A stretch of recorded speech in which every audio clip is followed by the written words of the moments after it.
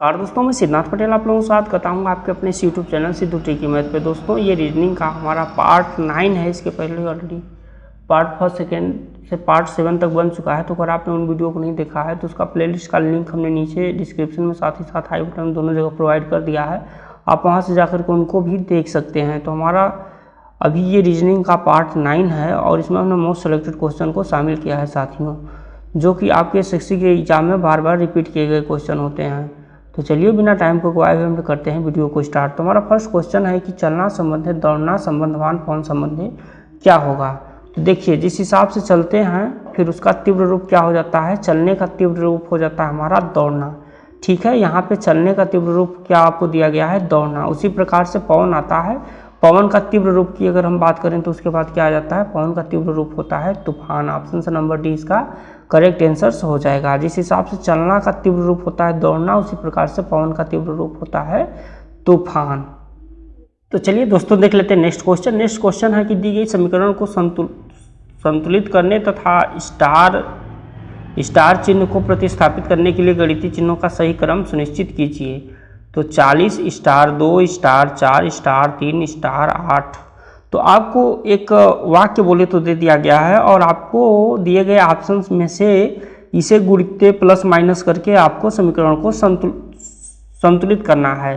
ठीक है, तो चलिए देख लेते हैं। ऑप्शंस ए में दिया है प्लस माइनस भागे बराबर। ठीक है, यानी कि 40 प्लस 2 भागे 4 बराबर कितना, 8। तो क्या ये पॉसिबल है? भागे के बाद क्या दिया है साथियों, प्लस के बाद यहाँ पे प्लस के बाद माइनस दिया है, -3। और इसके बाद कितना दिया है, भागे -4 भागे 3 कितना दिया है साथियों, 40 प्लस 2 -4 भागे 3 बराबर 8। तो ये कभी भी पॉसिबल नहीं है, क्योंकि 4 कभी भी क्या होगा, 3 से डिवाइड नहीं होगा। 3 से डिवाइड करने के लिए हमको क्या होता, दशमलव में अगर मान दिया होता तो हम मान लेते कि 3 से डिवाइड हो सकता था। इसलिए क्या है, यह रॉन्ग है। ऑप्शन से नंबर बी पे जाते हैं। ऑप्शन से नंबर बी हमारा क्या दे रहा है कि 40 भागे 2। ठीक है, 40 भागे 2 प्लस 4 फिर भागे 3 बराबर 8। तो देख लेते हैं, 40 में अगर हम 2 का भाग देते हैं तो कितना जाता है, 20। ठीक है, 20 में अगर हम 4 जोड़ देते हैं, इसके बाद अगर हम 3 से भाग देते हैं तो कितना जाता है, तो 20 में अगर हम 4 को जोड़ेंगे तो कितना हो जाता है, 24। ठीक है, और अगर उसमें हम 3 का भाग देंगे तो कितना आएगा, 8। यानी कि ऑप्शन से नंबर बी है, क्या है इसका करेक्ट आंसर है, ऑप्शन से नंबर बी। ठीक है, पहले हम भागे देके प्लस जोड़ करके फिर भागे अगर देंगे तो हमारा 4 आंसर आएगा। और यही आंसर एसएससी ने माना भी है। यह कब पूछा गया था साथियों, एसएससी सीएपीएफ जो एसआई का एग्जाम होता है, ये पूछा गया था आपका 23/6/2013 को। ठीक है, और एसएससी ने इसका correct answer option number B को माना है। नेक्स्ट क्वेश्चन की तरफ बढ़े। नेक्स्ट क्वेश्चन हमारा कि सीता कणिका से आयु में बड़ी है, ईला कणिका से बड़ी है लेकिन सीता से छोटी है, सोम्पा मानस और कणिका दोनों से छोटी है, और कणिका मानस से बड़ी है, तो सबसे छोटी कौन है। ठीक है, तो देखिए ऐसे समीकरण को आप किस हिसाब से लगा सकते हैं। देखिए यहाँ पे क्या बोला गया है कि सीता कणिका से आयु में बड़ी है। ठीक है, तो चलिए लिख देते हैं यहाँ पे कणिका, सीता क्या है, कणिका से आयु में बड़ी है, तो ऊपर आप लिख दीजिए सीता। ठीक है, सीता हो गई, फिर कणिका हो गई। ठीक है, ईला कणिका से बड़ी है लेकिन सीता से छोटी है। ठीक है, ईला क्या है, ईला कणिका से बड़ी है, यानी सीता और कणिका के बीच में हम ईला को लिख सकते हैं। किसको लिख सकते हैं, ईला को। ठीक है, सीता और कणिका के बीच में हम किसको लिख सकते हैं, ईला को। चलिए हम इसको मिटा देते हैं, फिर अब आपको बताते हैं। आप ऐसे लिख दीजिए, यहाँ पे लिख दीजिए सीता को, और फिर लिख दीजिए यहाँ पे नीचे कणिका को, और बोल रहा है ईला। ईला क्या बोल रहा है कि कणिका से बड़ी है लेकिन सीता छोटी है, तो बीच में आप लिख दीजिए ईला। ठीक है, अब फिर आगे क्या बोला जा रहा है कि सोम्पा मानस और कणिका दोनों छोटी है। ठीक है, तो सोम्पा मानस और कणिका दोनों छोटी है, तो आप समपा को लिख सकते हैं, लेकिन अभी मानस को कंफर्म नहीं किया गया है कि वो कणिका से बड़ी है कि कणिका से छोटी है। तो आप नीचे क्या करिए, यहाँ पे लिख दीजिए समपा। क्या लिख देंगे, समपा। ठीक है, मानस और कणिका दोनों छोटी है। कणिका मानस से क्या है, बड़ी है। अभी ये क्लियर हुआ कि कणिका क्या है, वो मानस से बड़ी है, और समपा क्या है, कणिका और मानस दोनों छोटी है। तो बीच में आप कणिका और समपा के बीच में किसको लिखेंगे, मानस को। किसको लिखेंगे साथियों, मानस को।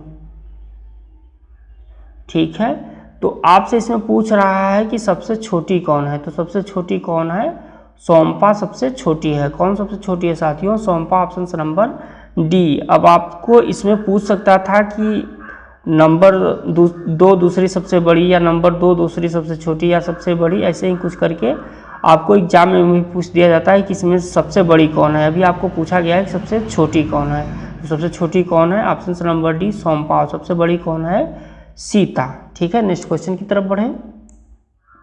नेक्स्ट क्वेश्चन है हमारा कि डी पिता है बी का। ठीक है, यानी कि डी क्या है, डी पिता है, किसका पिता है, पिता है बी का। ठीक है, अभी यहाँ पे बी क्लियर नहीं हो रहा है कि स्त्री है कि पुरुष है, आगे फिर क्लियर होगा। बी ननद है सी की। अभी देखिए कंफर्म हो गया कि बी क्या है, स्त्री है। बी ननद है सी की। ठीक है, तो बी किसकी ननद है, बी ननद है सी की। ठीक है, बी ननद है सी की, यानी सी भी क्या है, एक फीमेल है, मेल नहीं है। ठीक है, आगे फिर देख लेते हैं। बी ननद है सी की तथा बेटी है ए की। ठीक है, बेटी है ए की, तो इसका पिता तो कौन था, डी। बी का पिता कौन था, डी था। अब इसकी क्या हो जाएगी, माता हो जाएगी। माता कौन हो जाएगी, माता हो जाएगी ये। ठीक है, और सी क्या है, बी की ननद है। ठीक है, ए और डी से किस प्रकार संबंधित है। ठीक है, ए और ए डी से किस प्रकार संबंधित है, तो ये क्या है, बी है। बी का पिता कौन है, डी है। और ये क्या है, ए कौन है, बी की माता है। यानी कि डी और ए कौन है, आपस में क्या है साथियों, पति पत्नी है। क्या है, डी और ए आपस में क्या है, पति और पत्नी है। ठीक है, चूंकि डी क्या है, बी का पिता है, इसलिए यह क्या है, इसका ये ए का पति है। तो आपसे पूछा जा रहा है कि ए डी से किस प्रकार संबंधित है। क्या पूछा जा रहा है साथियों, कि ए डी से किस प्रकार संबंधित है, ए डी से किस प्रकार संबंधित है। तो किस प्रकार संबंधित है साथियों, पत्नी है। ये क्या है, डी की पत्नी है। अगर पूछता कि डी ए से किस प्रकार संबंधित है, तो क्या हो जाता, पति हो जाता। लेकिन यहाँ पे पूछ रहा है कि ए डी किस प्रकार संबंधित है, तो ए क्या है, डी की पत्नी है। ठीक है, ऑप्शन नंबर ए इसका करेक्ट आंसर हो जाएगा। नेक्स्ट क्वेश्चन की तरफ बढ़ें। नेक्स्ट क्वेश्चन है हमारा कि यदि एक कूट भाषा में कैरिग्न को ई डी वी जी के सी तथा yes H A R E yes को कूट भाषा में यू के ई पी बी ओ, तो उसी कूट भाषा में सी ए एस के ई टी किस प्रकार लिखा जाएगा। ठीक है, देखिए आपको यहाँ पे 2 सेंटेंस दे दिया गया। एक सी A R I N G को क्या लिख दे रहा है, ई डी बी जी के सी, और yes H A R E yes को क्या लिख दे रहा है, यू के ई पी बी ओ। तो उसी प्रकार से पूछ रहा है कि सी ए एस के ई टी को क्या लिखा जाएगा। ठीक है, तो देखिए अगर आप कुछ ऐसे लिख दें, सी ए फिर आर आई फिर क्या है, एन जी को क्या लिख दे रहा है साथियों, लिख दे रहा है ई डी वी जी के सी। ठीक है, ई डी वी जे के सी। ठीक है, देखिए यहाँ पे क्या कर रहा है, यहाँ पे कुछ हमको देखने को समझ में आ रहा है, कुछ यहाँ पे प्लस कर रहा है। कैसे प्लस कर रहा है वो भी हम आपको समझाते हैं। देखिए यहाँ पे कैसे प्लस कर रहा है, आप एक हिसाब समझिए कि जैसे सी A R I N G है। ठीक है साथियों, सी A R I N G देखिए अब ये क्या कर रहा है कि यहाँ से सी में, सी कौन से नंबर पे आता है, सी आता है साथियों 3 नंबर पे, और ई कितने नंबर पे आता है, 5 नंबर पे। तो कितने का ऐड किया, तो कहेंगे सर 2 का ऐड किया। ठीक है, ए आता है 1 नंबर पे, ठीक है, और डी आता है कितने नंबर पे, 4 नंबर पे। तो कितने का ऐड किया साथियों, तो 3 का ऐड किया। उसी प्रकार से आर देख लेते हैं, तो आर कितने पे आता है, 18 पे, ठीक है। और भी की बात किया जाए तो भी कितने पे आता है, तो भी आता है 22 नंबर पे, ठीक है, 22 नंबर पे आता है। तो कितने का ऐड किया साथियों, तो ये 4 का ऐड किया, ठीक है, 4 उसमें जोड़ दिया। फिर आगे देखते हैं आई है, ठीक है, आई कितने पे आता है, आई आता है 9 नंबर पे, ठीक है। और यहाँ चौथे पे देखते हैं तो यहाँ जी है, और जी कितने पे आता है, जी आता है 7 नंबर पे, ठीक है। तो यहाँ पे अब फिर क्या कर रहा है, यहाँ पे फिर ये 2 माइनस कर रहा है, वहाँ पे तो +2, इसके बाद 3, इसके बाद 4 किया। अब यहाँ पे क्या कर रहा है, यहाँ पे अब फिर -2 किया, ठीक है। फिर आगे यन देखते हैं, तो यन कितने पे आता है साथियों, 14 नंबर पे, और के कितने पे आता है, के आता है 11 नंबर पे। तो फिर कितने का माइनस कर रहा है, 3 का माइनस कर रहा है। आगे फिर देख लेते हैं, आगे जी है, जी आता है 7 नंबर पे, और सी आता है 4 नंबर पे। तो कितने का माइनस कर रहा है, 4 3 7, यानी कि 4 नंबर का माइनस कर रहा है।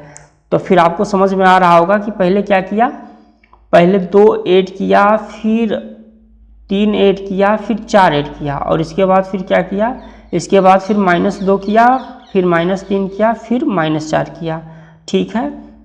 आगे हमको सेंटेंस फर्स्ट यही समझ में आता। अब हम सेकेंड सेंटेंस को देख लेते हैं। सेकेंड सेंटेंस हमारा दे रहा है कि यस है, यच है, ए है, ठीक है, आर है, ई है, और यस है। अब इसको लिख कितना रहा है, यू के ई पी बी ओ, ठीक है। देखिए यस कितने पे आता है, यस आता है 19 नंबर पे, और यू कितने पे आता है, यू आता है 21 नंबर पे। तो कितना ऐड किया, 2 ऐड किया। यच आता है 8 नंबर पे, और के आता है 11 नंबर पे। तो कितना नंबर ऐड किया, 3 नंबर ऐड किया। ए आता है 1 नंबर पे, और ई आता है 5 नंबर पे। तो कितना ऐड किया, 4 ऐड किया। आगे देख लेते हैं, आर है, आर आता है 18 नंबर पे, और पी आता है 16 नंबर पे। तो कितना माइनस किया, 2 माइनस किया। ई आता है 5 नंबर पे, और बी आता है 2 नंबर पे। तो कितना माइनस किया, 3 माइनस किया। और फिर आगे देख लेते हैं, आगे यस है, यस आता है 19 नंबर पे, और ओ आता है 15 नंबर पे। तो कितना माइनस किया, 4 माइनस किया। यानी कि पहले +2, फिर +3, फिर +4, फिर -2, -3, -4, ठीक है। तो देखिए अब हमको क्या दे रहा है कि हमको सेंटेंस दे रहा है CA यस के ET, ठीक है, ET। तो पहले आप क्या करेंगे, पहले +2, फिर +3, फिर +4, फिर -2, -3, -4। तो जब हम C आता है 3 नंबर पे, उसमें अगर 2 जोड़ेंगे तो कौन सा आ जाएगा, 5 आ जाएगा। तो 5 पे कौन सा वर्ड आता है, E आता है, ठीक है। फिर A आता है 1 नंबर पे, अगर हम उसमें 3 ऐड करेंगे तो 4 हो जाएगा। तो 4 पे कौन सा नंबर आता है, D आता है, ठीक है। आगे यस है 19 नंबर पे, अगर हम उसमें 4 जोड़ेंगे तो 23 आ जाएगा। तो 23 पे क्या होता है साथियों, 23 पे कौन सी संख्या आती है, UVW, ठीक है। आपको इजोटी के थ्रू हमने बताया है कि आप इजोटी याद रख लेंगे तो हर एक चीज़ आपको याद हो जाएगी। फिर के की बात किया जाए तो के किस नंबर पे आता है साथियों, तो के आता है 11 नंबर पे। 11 में अगर हम 2 माइनस कर दें तो कौन आएगा नंबर, 9 आएगा। 9 पे कौन होता है, आई होता है, ठीक है। आगे 5 है, अगर ई है 5 नंबर पे, 5 में अगर हम 3 माइनस कर दें तो हमारा 2 बचता है। तो 2 पे कौन सा नंबर आता है, बी आता है, ठीक है। आगे हमारा टी है, टी आता है 20 नंबर पे, अगर हम उसमें -4 कर दें तो कितना आता है, 16 आता है। और 16 पे कौन सा नंबर आता है साथियों, पी आता है। यानी कि EDWIBP, EDWIBP है ऑप्शन नंबर डी। उम्मीद करते हैं कि आपको यह क्वेश्चन समझ में आया होगा। नेक्स्ट क्वेश्चन की तरफ बढ़ें। यहाँ पे पहले +2, फिर +3, फिर +4, फिर -2, -3 फिर -4 करने पे सेंटेंस बनाया गया था। नेक्स्ट क्वेश्चन की तरफ बढ़ें। नेक्स्ट क्वेश्चन है हमारा कि यदि एक कूट भाषा में LIEUTENANT को 1 2 3 2 5 2 0 2 1 4 1 1 4 2 0 लिखा जाता है, तो उसी कूट भाषा में मैंगो को किस प्रकार लिखा जाएगा। ठीक है, तो ऐसे क्वेश्चन को आप सॉल्व कर सकते हैं। कैसे, देखिए पहले तो आपको इसमें देखना है, इसमें क्या देखना है साथियों कि ये ऊपर जो आपको इंग्लिश का सेंटेंस दिया हुआ है यह कितने वर्ड हैं। ठीक है, पहले आप इनके वर्ड को काउंट करेंगे। तो हम काउंट करते हैं तो 2 2 4 2 6 2 8 2 10, और नीचे की अगर हम उनको काउंट करते हैं तो कितना देता है हमें 2 2 4 2 6 2 8 2 10 2 12 2 14 1 15। ठीक है, यानी ऊपर कितने वर्ड हैं इंग्लिश में? इंग्लिश में कुल 10 वर्ड हैं, 2 2 4 2 6 2 8 2 10। और अगर हम बात करें अंकों की तो अंक कुल कितने हैं, तो कुल 2 2 4 2 6 2 8 2 10 2 12 2 14 1 15।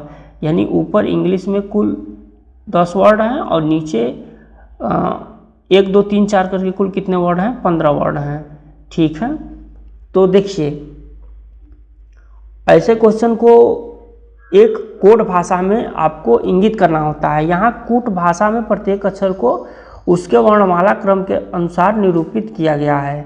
ठीक है, उसके वर्णमाला क्रम के अनुसार निरूपित किया गया है, और साथ ही क्या किया गया है, स्वरों के लिए अन्य क्रम लिया गया है। जैसे कि देखिए यहाँ पे आपको क्या किया गया है, एक का कोड, ए का कोड कितना किया गया है, 1 किया गया है। ठीक है, और ई का कोड कितना किया गया है, ई का कोड 2 किया गया है। आई का कोड आपको यहाँ पे 3 किया गया है। ठीक है, ओ का कोड आपको यहाँ पे कितना किया गया है, 4 किया गया है, और यू का कोड कितना किया गया है, 5 किया गया है। ठीक है, उसी क्रम में अगर आप देखेंगे तो यल हमारा कितने नंबर पे आता है, यल आता है हमारा 12 नंबर पे। कितने नंबर पे? 12 नंबर पे। अगर हम आई की बात करें तो आई का यहाँ पे कोड कितने पे किया गया है, आई का कोड यहाँ पे किया गया है 3। ठीक है, आई का कोड यहाँ पे किया गया है 3। अगर हम बात करते हैं ई का, तो ई का यहाँ पे कोड कितना किया गया है, ई का कोड किया गया है 2।